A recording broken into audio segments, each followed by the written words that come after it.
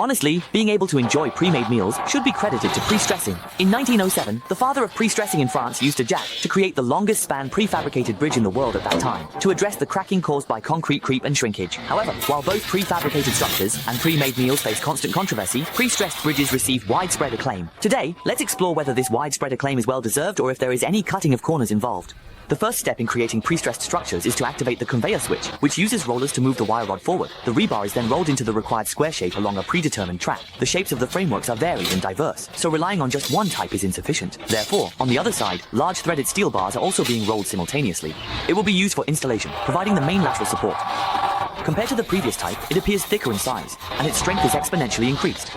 Now we move on to the second step, which is assembling the framework. Observant individuals might notice that the placement of the stirrups is very tight. But this tightness is not due to randomly placing the rebar. The margin of error in spacing is generally no more than 3 centimeters. After all the binding wires are wrapped, the craftsman takes out a crowbar, inserts it into the rebar cage, and forcefully lifts the main rebar, then places the smaller stirrups on top.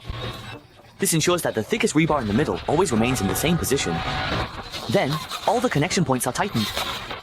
As the bridge framework takes shape, the mold is cleaned. First, a layer of release agent, also known as a separator, is sprayed along the surface. It creates a protective film between the mold and the concrete, making disassembly easier and the surface smoother. Next, the framework partition is placed in the middle to fix and prevent the rebar membrane from sinking due to excessive weight. At this point, the mold is formed and the rebar cage is hoisted. At this time, the cage has been reinforced with many steel strands by the workers. Judging by the density, there are no fewer than 10 strands, each with a diameter of approximately 15.2 millimeters. These are ultra-strong strands, with a tensile strength grade of 1860 MPa. Does anyone recognize if this is the type of steel strand? Then, insert the steel pipe into both ends of the stirrup, chafi, and use a horizontal hoist to slowly lift one side, chop. Next, take the air gun and tighten all the screws on both sides, chai, ensuring that the stirrup remains at the same level. Now, move to one side to start reinforcing the steel strands. First, place the 2 metal halves into the outer ring. Then fully insert the exposed end with fibers. The more you pull this fixture, the tighter it gets. But to achieve even greater tension, the hydraulic device in front is indispensable, as the master inserts it. Once he reaches the exit end, the machine will continuously pull outward using hydraulic pressure. The steel strands also change at a visibly noticeable speed. So, do you think that's it? Clearly, it's not enough. To increase the connection strength on both sides of the bridge, several finger-thick rebar pieces are inserted at both ends of the mold to reduce wear from vibrations on the bridge. Then, each rebar is placed into fixed gaps. Cement blocks are added between the rebars, and wire mesh is threaded through the rebars before everything is tightened uniformly. Every step is done so meticulously, without a single mistake. Especially the next step. Can you believe the master is adjusting the rebar inside with a hook? Now we enter the next step of preparation before pouring. The master picked up 2 rubbers that look like hourglasses, and they are all inserted into the rebar cage. Does anyone know what this is for? Now let's start pouring. Located above, there is a large amount of prepared concrete in the tank. During this period, no manual operation is required, and the equipment will automatically complete the work according to the program. Then take out the vibrating rod and start manual vibration, which will form countless bubbles on the surface after vibration. Bubbles are the culprit that affects the concrete structure.